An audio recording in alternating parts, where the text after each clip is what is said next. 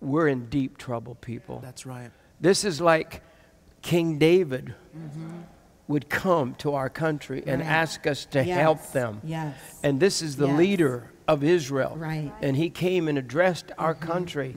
And part of our people turned their back on him. Yes. And the last time we snubbed him, one of the terrible tragedies, and they keep happening. Every time we do something to tell Israel to divide their land, or get, whose land is it? God says, it's my land. That's right. It's his land. Yes. And he said, you don't give it up. And every single time that we have come against Israel, within 24 hours, we have experienced the most costliest disasters that America has ever experienced. For example, Katrina, 9/11, there are just so many different events. I mean, the Word of God talks about how the Jewish people are the apple of God's eye. Yes.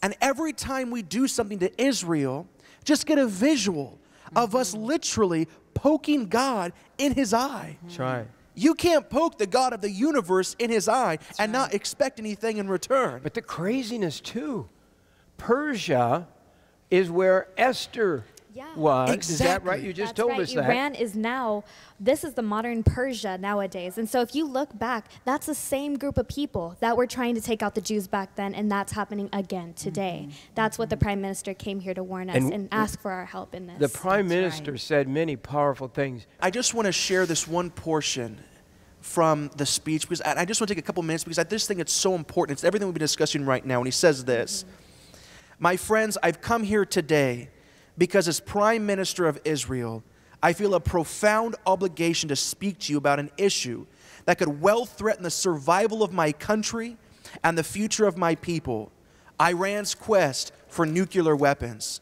We're an ancient people. In our nearly 4,000 years of history, many have tried, repeatedly, to destroy the Jewish people.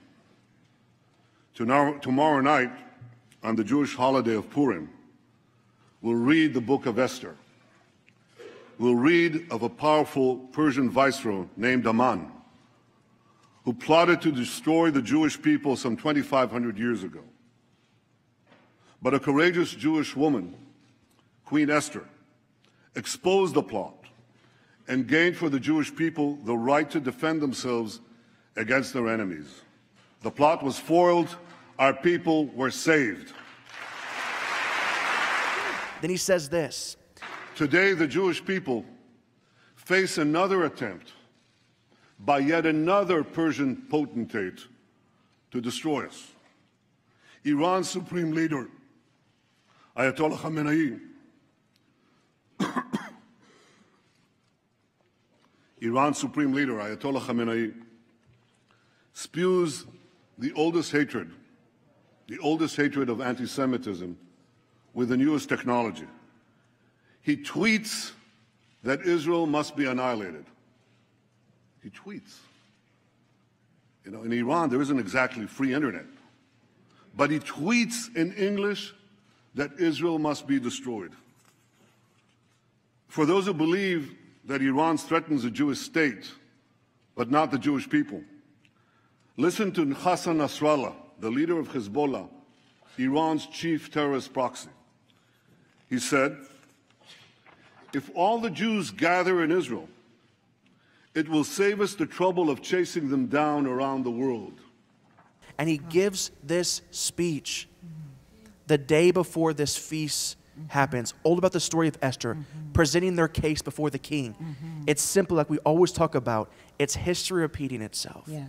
Where it's these interesting cycles of God that nobody could have orchestrated this but God himself. That's right. And so therefore, if it matches so perfectly to what this ancient story of Esther is, then what is God trying to say to us today through what happened recently with this speech?